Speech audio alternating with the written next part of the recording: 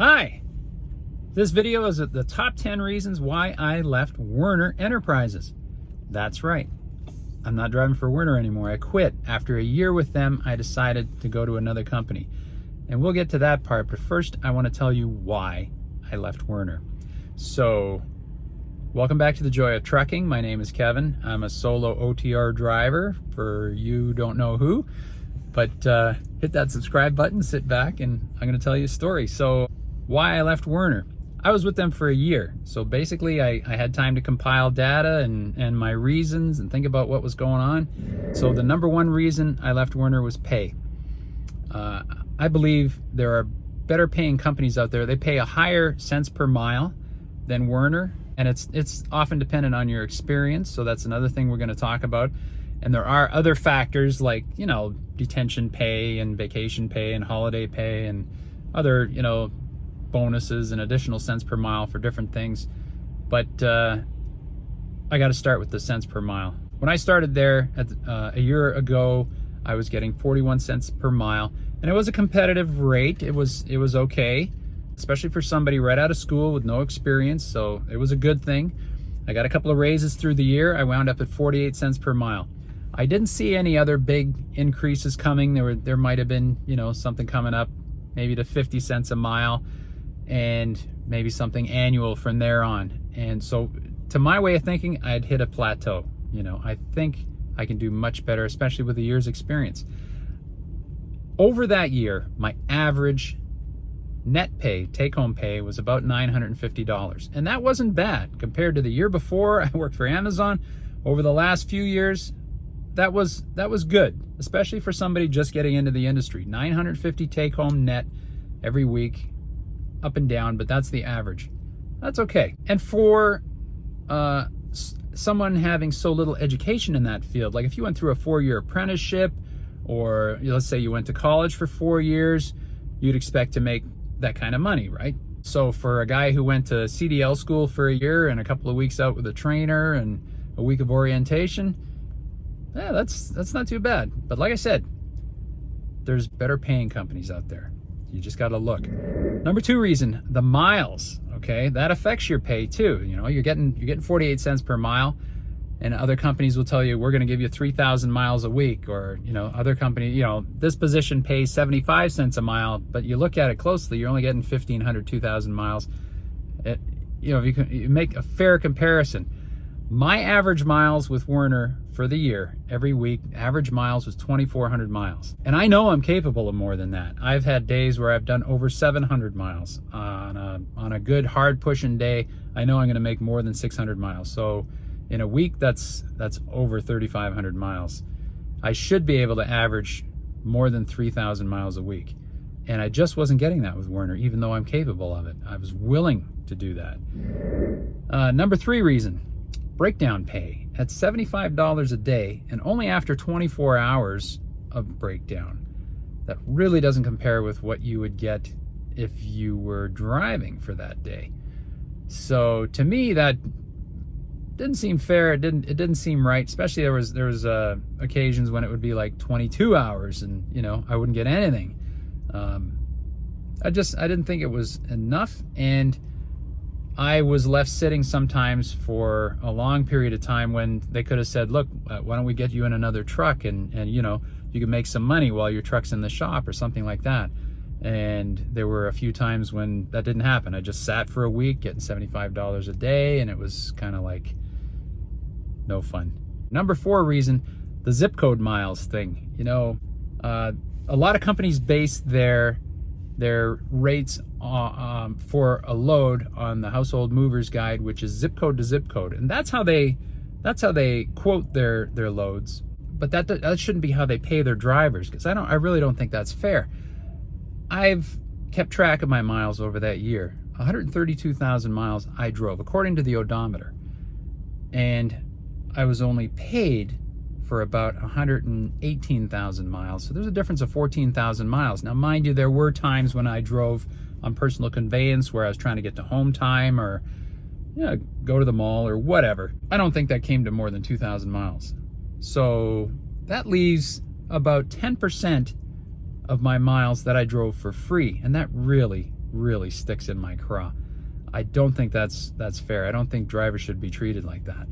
If, let's say I was working in a factory or someplace, a blue-collar job where I'm punching a time clock, and at the end of the week, the boss said, okay, another 10%, please. Give me 4 more hours on your 40 hours, but I'm not going to pay you for that. I would say, hey, this is the time you should be paying me time and a half, right? I'm not working for free for that extra. Are you nuts? But that's what they do in trucking. That's what a lot of companies do, and I just didn't like that. So I'm looking for a company that pays practical miles, odometer miles, or at least door to door. I don't want to get to the zip code. Let's say I'm driving to Chicago and I get to that zip code, and for the next half hour I'm driving through Chicago to get to the customer on my own time. So that was a big thing, and it still is with me. Number 5 reason, I have 1 year experience, and I wanted to take that year and see where I could go with it somewhere else and make better money.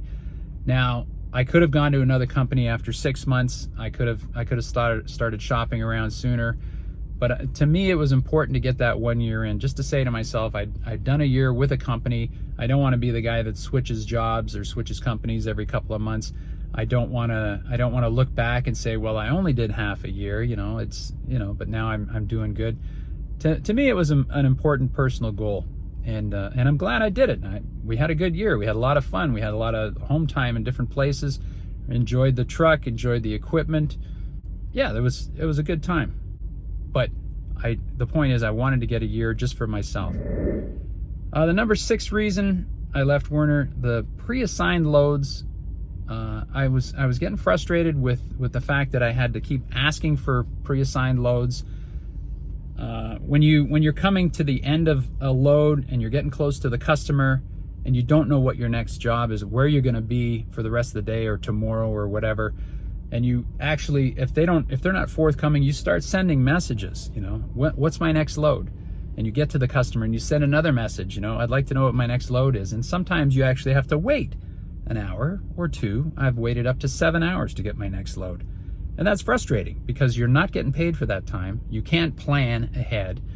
And you're not even able to go and do something else with that time. You have to be watching to see when that load will come in. It might be a minute from now. And then after a couple hours, you're like still waiting, and it could be a minute now. Like you gotta basically stay glued to the thing, waiting for your next load.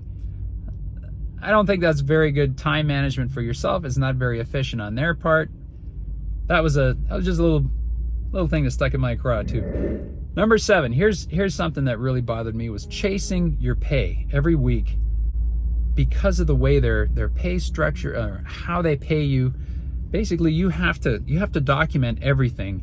If your fleet manager says, "Oh, I'm going to give you some money for that," or if you know you're due something like breakdown pay or shag pay or whatever, and you look on your check and it's not there, now you get on the phone, and I've called the payroll department and said, "Hey, this and this is missing," and their response is, "Oh, well, we just put on your paycheck what we're told to. You have to call your fleet manager."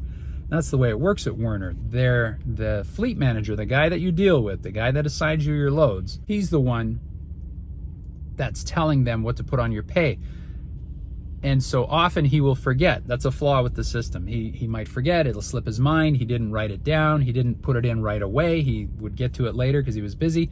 And then a week goes by, you look at your pay stub, it's not there. And then you call him and you remind him. And he says, "Oh yeah."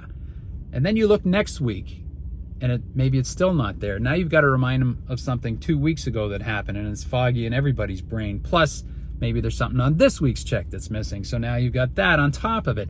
It's just an awkward situation calling this guy all the time, pointing out things that he forgot. And I don't think that's a good way to do business. I don't think that it's right to have. I mean, they got a discretionary fund, and they're given money, and they're told to pay this out to drivers, keeps them happy. So sometimes, the first time it surprised me, I wasn't asking for money. I just called them up and I said, "Hey, it was kind of funny. I had to wait at this customer for a couple hours, and I just wanted you to be aware." And right away he says, "Let me give you some money for that." And I'm like, "Oh, okay." I won't say no, but it kind of surprised me. But this is the kind of thing that happens. They have this discretionary fund where they can throw money at drivers. Basically, it's a happiness fund. It's to keep you happy. They're trying to keep the drivers happy. and keep them going, you know? But it's, again, the flaw with that is sometimes they forget things that they should give you. Sometimes they say they're gonna top you up with a little something and they don't. So now you gotta call about that. And the other thing wrong with that is it's not equitable, it's not fair. It's good to know what you're supposed to get for this, this, and this, and then you know that's what you're due, and it's automatically paid. You don't have to call up and ask for it, and you don't have the fleet manager going, well, I'll just throw some money at you, just, you know, because some other fleet manager might say, no, I don't have to give you that. No, I don't feel like handing out money today, or whoops, I gave away all my discretionary fund. There's nothing left for you this week. You know, like that's a little weird too. It also depends on your relationship with that fleet manager. If you don't call that guy up every couple of days and keep yourself at the forefront of his thoughts, you're kind of back there in the dark somewhere. He's not giving you as much money as a guy that he, you know, talks to and laughs and jokes with all the time and stuff. So it's not cool. Number 8 reason was the length of runs. All right. A lot. I mean, okay, the last 5 weeks I was with Werner, I took care to document and write things down because things were starting to really add up, you know, in my mind. So I had 2 runs over 500 miles. I had one of them was actually over 1,000 miles. I had 16 runs that were under 500 miles. And again, that goes back to your weekly average mileage. That's why you're not getting a high mileage per week, because you're spending so much time drop hook or bumping a dock. You're only driving 200 miles today, and then you're at a yard, you're dropping, you're getting another trailer, you go another 100 miles, you're in a yard there. Suddenly you have to work your whole 14-hour clock just to get in like 300-400 miles, and you had a really long day, but you didn't get paid very much because you didn't get the mileage. You're only getting money for the mileage. If you gave me runs that were 800, 900, 1,000, 1,500, 1,800, I could spend like a whole 11 hours just driving and make some good money. Yeah, the next day I've got to switch trailers. Maybe I got to sit at a dock for 2 hours. And then the day after that, I'd be driving. Like, if you're going to pay me cents per mile, and I'm going to be OTR, I'm going to be out there for 2, 3, 4 weeks at a time. I'm far from home for a reason. I want to make money, and I want to put in the time and put in the effort and not see my home and not see my family. What, so I can sit at docks, not make any money? That's not right. If I'm OTR, I want to run. So, length of runs, and that leads me to number 9. A lot of times I would get a long run. I'd get one of our first runs out with Tanya. We had to run across the country like 1,600 miles. We weren't even out a couple of hours and they split the run.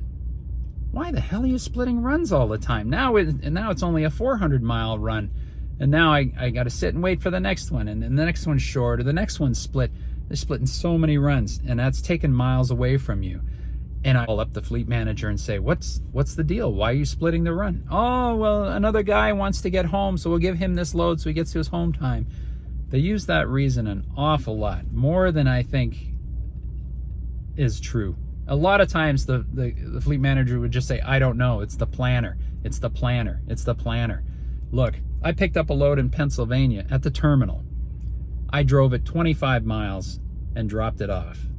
That took me 3 hours because of the wait time, because of the traffic, because it was a live unload, blah, blah, blah, whatever. I got the shag pay. I got $30 for 3 hours work. But the point is, I looked at the load when I got the load information. That load had been split 8 times coming from Laredo to Pennsylvania. What's with that? How many guys had to reach their home time in that 1,200 miles or whatever that they split the load 8 times? It's not good for the drivers. You're giving us short runs because you keep splitting them. And just because there's time, like there was a 4-day window for that load, so you could split it, it doesn't mean you have to. And I've met drivers with Werner who said, I just tell them no. They'll send me a message saying, split this load, stop, 100 miles from here and drop it off, and that's it. And they just keep going. And I could see their reasoning, but I'm wondering, what repercussions there are for that. I don't know. I was really tempted a few times myself, like, what, and this load in Pennsylvania, why would I drive at 25 miles? That means yesterday a guy brought it here and couldn't take it the last 25 miles. Why did he split the load? He had to get home so bad? Like, I don't know. And why give it to an OTR guy to go 25 miles? You must have local guys that do nothing but run stuff around the neighborhood. Anyway, that's just me. I don't know how things work in the bigger picture, but to me it didn't make sense, and to me it didn't seem fair to me. Reason number 10, why I left Werner. Interdepartmental Communication. Seemed to be a bit of a stretch for them in some cases. You know, I'd run into situations where I had back and forth, I had phone calls, I had emails back and forth, and the next day I'd talk to somebody else and they had no idea what was said or what are you talking about? What is this? I showed up at Lake City. I was 2 weeks switching home terminal from Phoenix to Lake City, Florida. I walk into the terminal. I had spoken to my fleet manager. I had spoken to, a couple other people at the company. I spoke to the terminal manager in Phoenix. I show up at Lake City and they're like, "Who are you? Why are you here? What is this?" I'm like, "This is my home terminal now. You didn't know that? I need a truck. I had to turn in my truck in Phoenix." "Oh, you need a truck? You need equipment? What?" I know it's a big company, talk to each other, like send memos, do something. I had a blowout on a steer tire, and I was on the horn with fleet manager. I was talking to road maintenance. They got the repair done. There was issues about matching the front tires. There was downtime. There was stuff with the load, where we had to go, when it had to get there. The next day I got a call from safety. "Oh, you had some issue. We had an event. Your camera sent us all this info. What happened?" Are you kidding me? You don't know I had a blowout that I talked to 10 different people? I was down all this time? Yeah, I had a blowout. Oh, yeah, all we see is the truck veered to the side and you stopped really suddenly. All right, so it was a good year with Werner. We did have a lot of fun. We had home time in a lot of fun places. Enjoyed driving the country and enjoyed the truck. And we had it was good, and it was a good first year in trucking for me. And I will say that I don't discourage other people from joining Werner and getting your feet wet with them. It's a good company. So thanks for listening to my rant. Those are the 10 reasons why I left Werner. And next, we're going to tell you where I went and why I chose the next company. So hit the subscribe button. Give me a thumbs up. Let me see your comments down below.